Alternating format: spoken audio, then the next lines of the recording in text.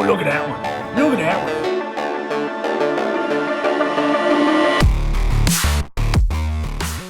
So, we have 251 cards to get through. I think it's 251. All right, first up we have Mike Trout, 2013 Bowman Chrome PSA 10. Again, this is a order that was submitted in October. Just keep that in mind. This is an $18 per card order. This is a really cool, sweet one. Triple patch, Devarius Thomas, Peyton Manning, Eric Decker, prime patch, numbered to 25. It's on there. It's on there. Sweet. And there's gonna be a lot of memorabilia cards on here. I promise it's not gonna look pretty the entire time. It's not the intent. The intent is to get some of these cards just slabbed and potentially use these as hits for bucks. Yes, a lot of these cards are gonna be posted on my new store. I have had this eBay page for a while, but I finally opened up a store to take advantage of some eBay discounts as it relates to fees. You do get about a 1% discount on fees, which is a good thing. That does add up whenever you're moving some volume. So this is a really cool one. Ty Cobb game back card, PSA 10. PSA 10. Let me know what you all think down below in terms of your Christmas gifts. Did you all get anything cool for Christmas? I think once you hit a certain age, I don't think you really get any cool gifts, so maybe nobody got anything. I got, a couple small trinkets just from gift exchanges, things like that. Nothing significant. My parents still, to this day, give me like $200, $300 every Christmas, and I just, like, why? Why? I tell them, do not do that. They just like seeing me and they want me to come back, so I guess that's why they give me like $300 for Christmas. So that's basically what I got. If anybody got anything cool, if anybody got anything unique, maybe a box, maybe a significant other got you some cool wax packs, some boxes, or cool card, knock it off the PC, put that down in the chat. Really curious to see if anybody got anything neat, nifty. You could say this is my Christmas present. I got a PSA order back. Woohoo! That's kind of cool, right? So yeah, let me know if you got anything neat. LeBron James Optic, 2017 PSA 10. I'm excited for 2023. I'm just coming back reinvigorated.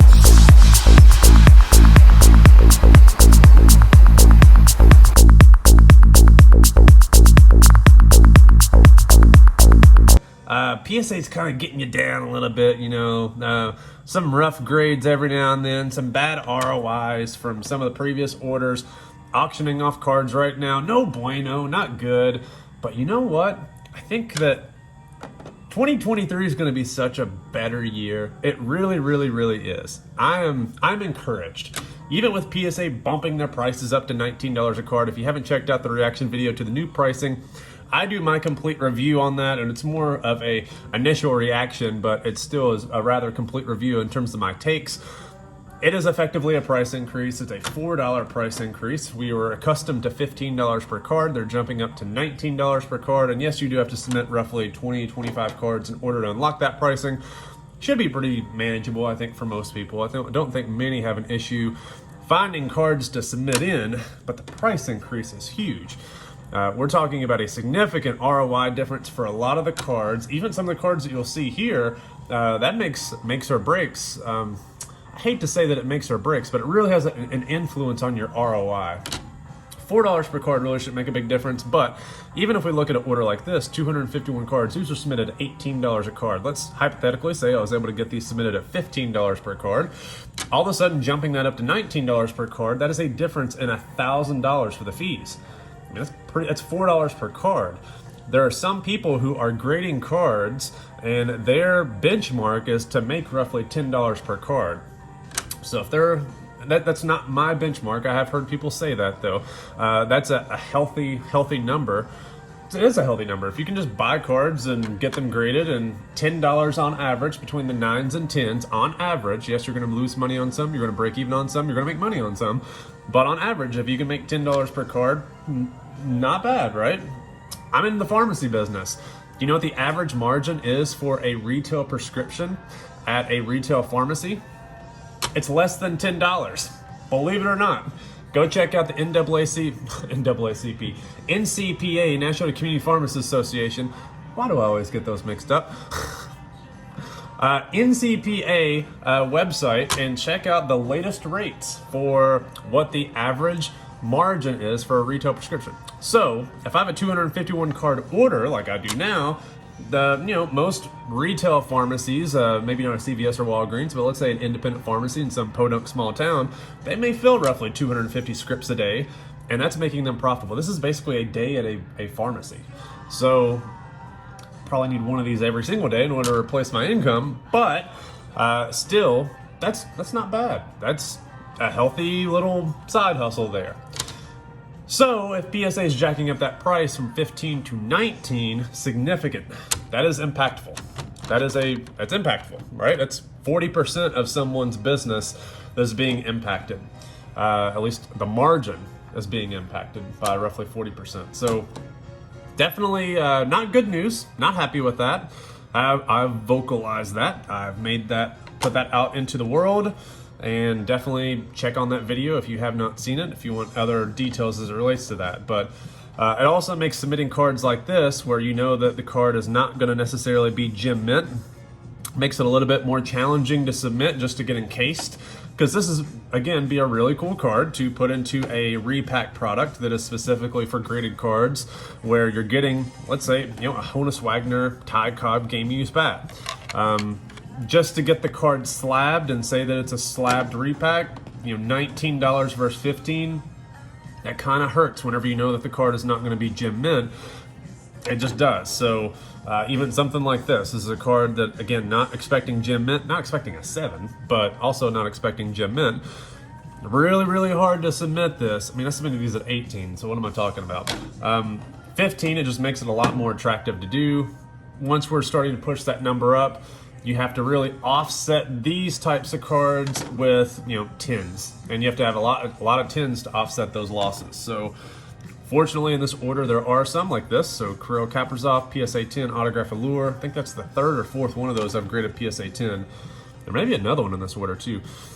Next is Jordan Blaze. Dude, I'm flying through this. I am absolutely, is that the whole, that's the whole box. That's the whole box. Is there really 251 cards? I don't know. We'll see. All right. Jalen Green Optic PSA 10. I'm not a big fan of Jalen Green. I do have a lot of his little optics here. Very low margin. Again, this is a card. The higher you push these prices, the worse off it gets. I mean, what are these PSA 10s now? Are they 40, 50, maybe $60? $18 to get graded. It was 15. 15 was a little bit better, especially whenever you get factor in your 9 rate. Now it's $19 a card. Knowing that the PSA 10s are that price now, this is not a card that you buy to grade. It's just not, especially given Panini quality control. Again, I did pretty well with these, all things considered. Got a 5. There's probably a dent on here somewhere. Then PSA 10. So that may be break even. Like, I just got a string of 10s. If I can break even on these, so I literally got all 10s except a 5 and a 9.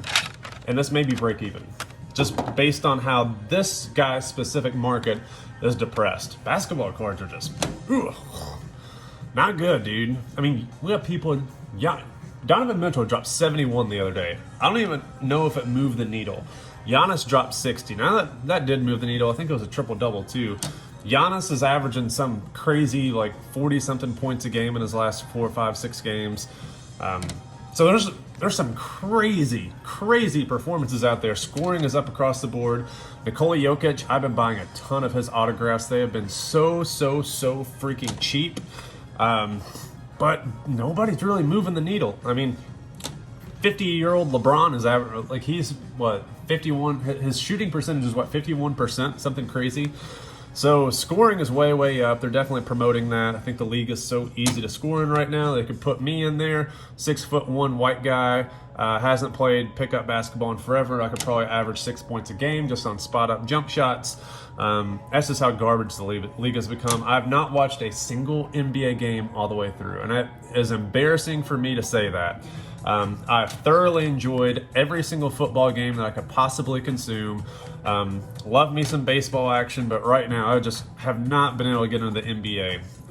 If you've been a long-time follower of the channel, you probably know why. We'll just leave it there. tune in for more if you want some more of that. I'm sure you'll pick me up on some of my rants every now and then that I have on the channel, which I think are very good, by the way. Half of America doesn't think they're good. Maybe half the subscribers don't think they're good. So we'll keep it specifically to sports cards here for now.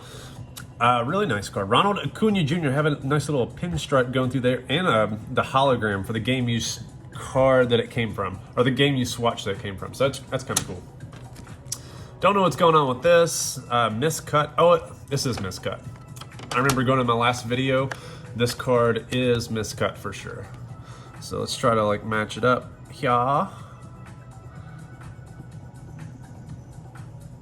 Man, I can't do this leaning over. Last time I did it, but leaning over, it's just, it is miscut though, for sure. Sucks, it's a brand new card. I graded one of these PSA 10 too. Unfortunate. Bowman paper. Why are they so disrespectful to Bowman? Why? Why do you call this Bowman paper? Okay, do we call the 1951 Bowman Mickey Mantle? Bowman paper Mickey Mantle? Hell no, we don't. No. No. Do we call the 2001 Albert Pujols Bowman rookie a Bowman paper rookie? No. Oh, you're saying because he doesn't have a regular Bowman chrome rookie outside of the autograph. No, I'm saying because Bowman has been a standalone product since the beginning of time. It is the home of the rookie card. And now you little bastards out there, you little scallywags, are calling this Bowman paper? Who created this terminology? I want to say this originated on forums on Blowout maybe 10 years ago from people who are breaking, and they're trying to segregate, oh, Bowman paper and then the Bowman chrome. So whatever little shithead came up with this terminology, I don't like you. And I don't like how the entire hobby has adopted this terminology. Call this Bowman. It is Bowman. You're essentially stating just how shitty of a card this is by calling this Bowman paper. That's the rant for the video. Call it Bowman. Call it what it is. On that note, let's make Bowman great again. Can we make Bowman great again? Look, they didn't call this a Bowman paper. It's Bowman first edition. Oh, special, special, special. Just call a little first right there. Make it special. Let's make Bowman great again, shall we? Can we go back to 1997, 1998? Yeah, those rookie classes suck. Jose Cruz Jr. didn't pan out. Troy Gloss really didn't pan out, although he hit 40 home runs one year. 43, I think. You know, let's make Bowman great again. Let's bring back Bowman Golden Anniversary. Let's bring back Bowman Sign of the Times. Let's bring back Bowman International instead of all the rainbow. Again, 2022, 2023, the world of rainbows that we live in. I get it. But come on, guys. I'm sick of rainbows. I think the world is sick of rainbows in every possible way. Can we please start being creative with our parallels and inserts? Bowman International was rather creative. Bowman Foil was rather creative. Let's just bring that stuff back. Bowman Signs of the Times. Remember Derek Jeter Bowman autographs in 1997. Roy Halladay autographs 1997, 1998. Man, so unique. Bowman Signs of the Future. It's kind of a play on SP Authentic. SP Authentic had Bowman Signs of the Times. Huge, very popular set. Good luck finding a Michael Jordan. SP Authentic Signs of the Times. People don't even know those cards exist because they're so rare they don't even pop up. Basically what I'm saying is Bowman don't suck. Remember the Bowman Chrome Golden Anniversary Refractors? Holy piss. What an amazing, amazing card. Even the Bowman Gold, the original Bowman Gold, well, let's not say original Bowman Gold, but let's say the ones in the 90s when Bowman Gold was actually a serial number to say 99 or 50 or whatever, I think it was 99, depending on the year. Let's just make this set great again. Like, let's just make it not suck. Remember 2006 Bowman. 2006 Bowman had the white autograph parallel, white border. Remember the set is a black border set. They made a white border set with a parallel numbered to 120 if I'm not mistaken. They had a blue parallel. The blue parallel, I think that year with the autographs, what was it, like $499, $500, something? I'm probably off on that. But again, unique. If Cameron Maybin did not suck, his white border Bowman autograph from 2006 would be unbelievably popular. He did not have a Bowman Chrome autograph. That card enough was sufficient to carry the product by itself. And no, they did not put him as a Bowman Chrome card in the base set in 2006. I know I'm going on some crazy rants, but it just really pisses me off the direction that Topps has taken the company, promoting Bowman Chrome over everything else. One, we do not need three Bowman Chrome products. We absolutely do not need 3 Bowman Chrome products. God, dude, get me on. Let's just have a debate about this. 2 Bowman Chrome products is enough, and we don't need to recycle all these prospects over and over and over, causing confusion for hashtag value for the breakers. Well, you know what? Screw the breakers. Piss off, breakers. Go away. Go away. Even if I do eventually create a product that I want you to sell for me, I really don't like you. I may eventually feed you a product at some point, but I'm not a fan of you at all. I'm not a fan of how you have molded not only the secondary market for wax prices, but also the development of products themselves, to the very point of calling Bowman paper. That all started with you little assholes. Man, I'm on one today. 2023 is on fire, baby. That's how we're doing things in 2023. We're coming out guns a-blazing. Yeah, so that is my rant for the video. Topps Pristine seems to be treating me very, very, very well. At least this order. Oh, look at that one. Look at that one. Aaron Judge on-card autograph game jersey. Beautiful. PSA 10. Love it. There are some cards from previous releases. So let me just give you a rundown of what I was able to do for Christmas. Again, I meant to do a video, could not do it. Had multiple family over for Christmas, and I couldn't do a live stream. I could not do a recap. It was, family, open cards, prep cards, shipped cards, more family, packed to go to Montana, get some ski action in, go eat shit with friends in terms of eating snow, falling, tripping, that kind of thing. Now landing back in Arizona, and let's play catch up for the past 2 weeks. So that's kind of how the past 2 weeks has been for me. Santa Claus was good, lots of great things, but wasn't able to get this content out. But in terms of what I actually submitted 414 cards to PSA, another 34 cards that I also submitted, squeezed in last minute. Those 34 cards were cards that I got on December 30th, right before my trip. All of those cards, one mail day, 34 cards. So I just created the order forms, opened up the mail, sent everything, didn't even vet the cards, just submitted them. So yes, there's gonna be a couple cards in there that are not PSA 10s, and they should not have been sent in, but I had to submit the forms, by the deadline as I was leaving for the airport. Not December 31st because I was already traveling. And then the Beckett order. So the video that I did over the Beckett, PSA 2 Beckett crossover results, I did the same thing. Again, I picked another 25. This time I cracked out some PSA slabs. I picked out 2 Beckett slabs, and I also cracked out some CSG slabs. And I have all of the labels ready to go, and I sent all those cards out to Beckett. So the way Beckett is going, it looks like things have slowed down again. Who knows if I see that order back in February, March, April, May, possibly June, maybe July, maybe after the National. Sounds like things have really, really, really slowed down over there. Look at this card. Pause. Woof. Quad patch. PSA 10, number 25. That's nasty. That's nasty. I know people don't like that term, but that's nasty. Another quad patch. So that's going to be a cool video. Another really good one, because again, it's going to be cards that I think the grading company got wrong, and these are going to be cards that I think once we get in BGS cases are going to be in much, much better condition. This is one I was really, really curious about. So a couple of these grades, I remember in my last video, I think that I had noticed that PSA did damage 1 or 2 cards. I'm not sure if this is one of them, but the corner looks raised right there. There is a couple in here, and I know that I've overlooked them. I know that I have. A couple that I know PSA for sure did damage. Actually, it was the Aaron Judge Topps Pristine Refractor. Yes, let me go back to that. We're 23 minutes into this video, 22 minutes, something like that. I gotta find that because I want to show you all the damage.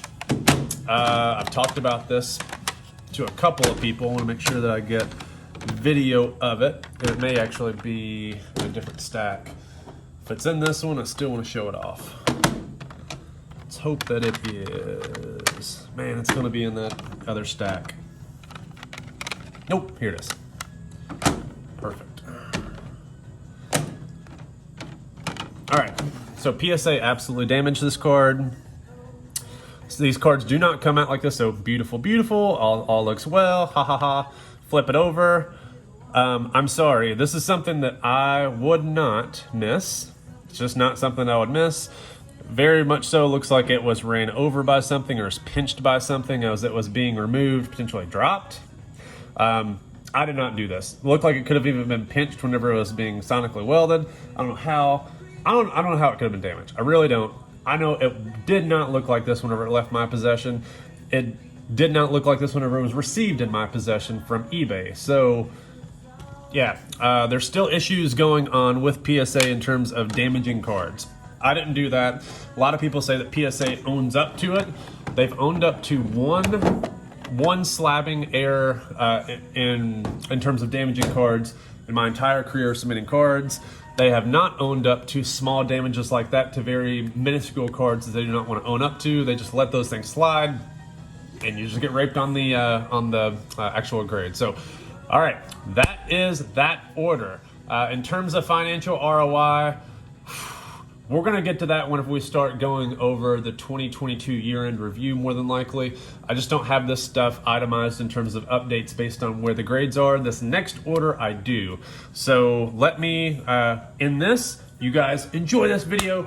By all means, please like, subscribe, comment down below for the little algorithm. A lot of YouTube channels out there still aren't putting out content, in my opinion, as good as what I'm doing. So I definitely appreciate if you're able to share this. But we're going to jump into that next video, and we are going to jump into some finances along the way. So stick around and keep an eye out for this one that I'm about to do.